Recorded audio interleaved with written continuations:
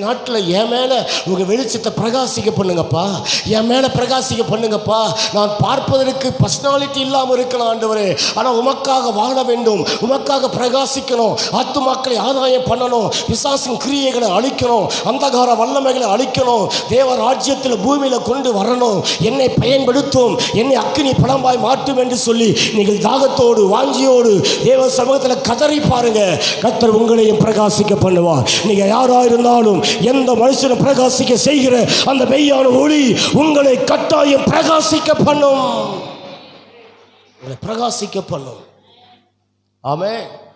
அடுத்த வசனம் சொல்லு, 2ஆம் வசனம் சொல்லுகிறது, ஏசாயா 60:2, இருள் பூமியையும் காரிருள் ஜனங்களையும் மூடும், ஆனாலும் உன்மேல் கர்த்தர் உதிப்பார். அல்லேலூயா சொல்லுங்க. இருள் பூமியை மூடுமா, இருள் பூமியை மூடும். ஜனங்களுக்குள்ள ஒரு திகில் உண்டாகும், ஜனங்களுக்குள்ள மரண பயம் இருக்கும், ஜனங்கள் பஞ்சத்தில் வாழ்ந்து கொண்டிருப்பாங்க, ஜனங்கள் மற்ற ஜனங்கள் புலம்பிக் கொண்டிருப்பாங்க.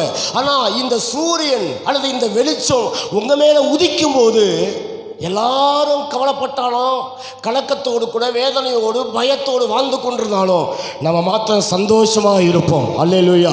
அவர் ரத்தத்தால் கழுவப்பட்டிருக்கிற அவருடைய பிள்ளைகளாய் மாறி இருக்கிற இயேசுவை சொந்த இரட்சகராய் ஏற்றுக்கொண்டிருக்கிற நீங்களும் நானும் மகிழ்ச்சியாக இருப்போம். இருள் பூமியை மூடும், காரிருள் ஜனங்களை மூடும், ஆனாலும் கர்த்தர் உண்மையிலே உதிப்பார், கர்த்தர் உண்மையிலே உதிப்பார். உங்களுக்கு எந்த நஷ்டமும் வராது, எந்த சேதமும் வராது, எந்த மரணமும் உங்களை மேற்கொள்ள முடியாது, எந்த பிசாசும் உங்களை மேற்கொள்ள முடியாது.